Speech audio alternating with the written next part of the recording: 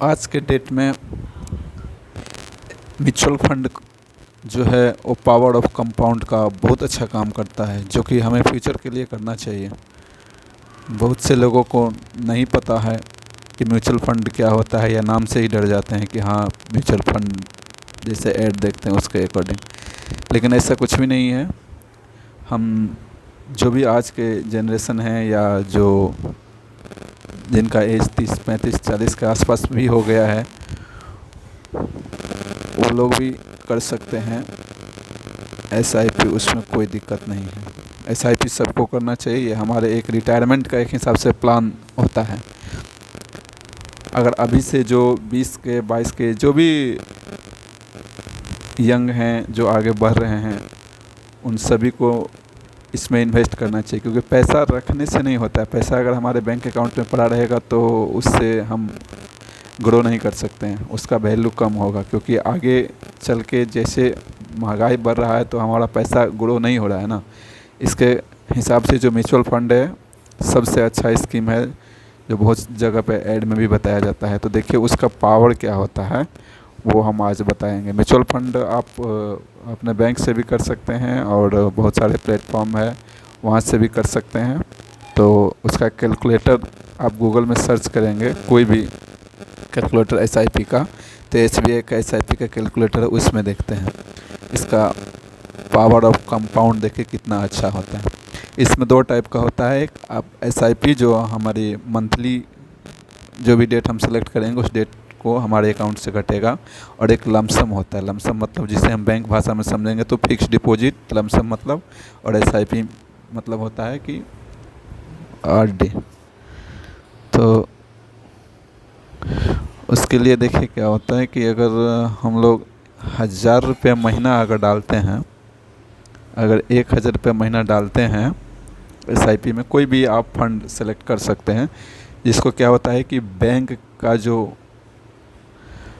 Bank के द्वारा होते हैं म्यूचुअल फंड के जो ऑपरेटर वो ऑपरेट करते हैं उसको, जो कि काफ़ी नॉलेज वाले होते हैं। उनको पता होता है कहाँ पैसा इन्वेस्ट करना है, किस कंपनी में डालना है। ठीक है, तो इसमें देखिए 1000 का अगर हम बैंक के भाषा में समझेंगे SIP, जिसे RD के हिसाब से ही देखा जाता है, लेकिन RD में रिटर्न कम है, इसमें रिटर्न बहुत ज़्यादा मिलता है।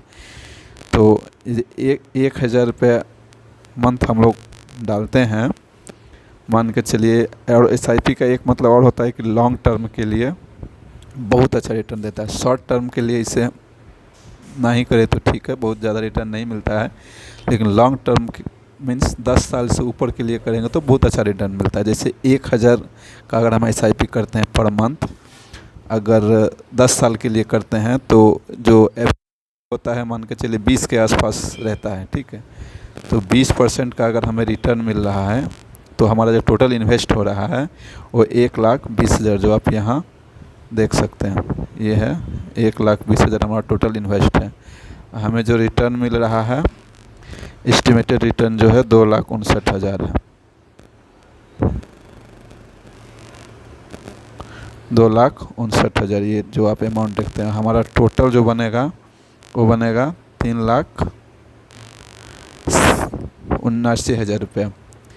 ये हमारा 19% के हिसाब से। ये परसेंट आपको ऊपर भी जा सकता है और नीचे भी आ सकता है, लेकिन एवरेज रिटर्न लॉन्ग टर्म में ये रहता ही है 20 के आसपास। और इसी चीज़ को देखिए अगर हम 20 साल के लिए करते हैं, मिनिमम 20 साल के लिए करना चाहिए लोगों को। 20 साल का अगर हम करते हैं तो हमारा कितना बढ़ रहा है अमाउंट, वो देखिए कितना बढ़ता है। 2,40,000 हमारा इन्वेस्ट हो रहा है, ये वाला आप देख सकते हैं।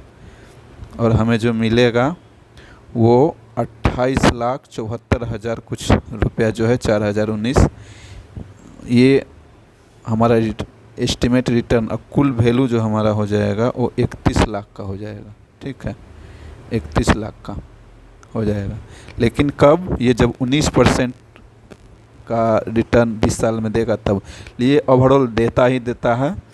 ठीक है, लेकिन इससे अगर ऊपर जाता है, मान के चलिए अगर 22-23% का रिटर्न देता है, तब यहाँ अमाउंट देखिए टोटल कितना हो रहा है। ठीक है, कितना अमाउंट होता है। और इसका म्यूचुअल फंड का क्या है कि अगर आप जो भी फंड सेलेक्ट करेंगे उसमें क्या होता है कि अगर वो अच्छा परफॉर्म नहीं कर रहा है तो उसको आप और दूसरे फंड में स्विच कर सकते हैं, ये भी एक विकल्प होता है।